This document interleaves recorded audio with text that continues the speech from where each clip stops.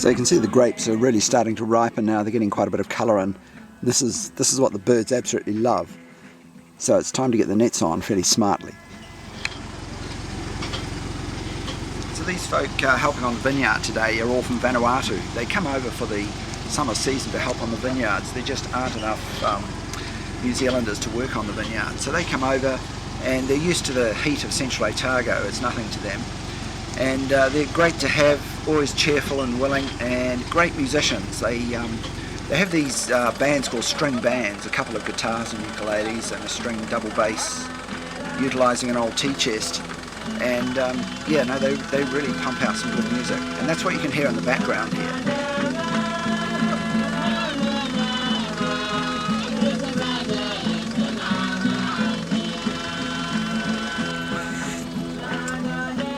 So you can see the nets coming off the spool. They go off the spool and through the spreader, and they cover about 6 rows at a time.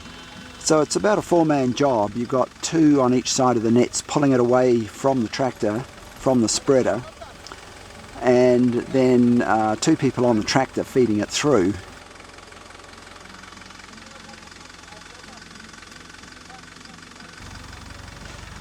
So you can see them pulling out the nets from the side. And after this job, where these 2 nets come together in the row here, they've got to be laced together, and then they eventually lace up all the nets and they cover the whole vineyard, and it's just the sides on each side of the vineyard that needs to be anchored, plus the ends, of course. Okay, so this is Rucha, who's just tying up the nets, and you've got to join all the nets once they come off the tractor. It's quite a difficult job. And so they're laced up around the posts and then laced together. So you can see the extent of the nets. Most of the rows are on now. They've just got about 1 more run to do, I think, so 6 rows to go.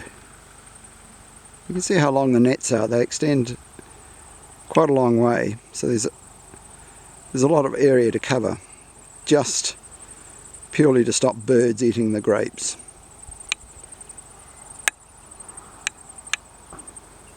And in the distance you can see various vineyards with nets, the white areas. You can also hear the bird scarers. Some people use bird scarers in conjunction with nets.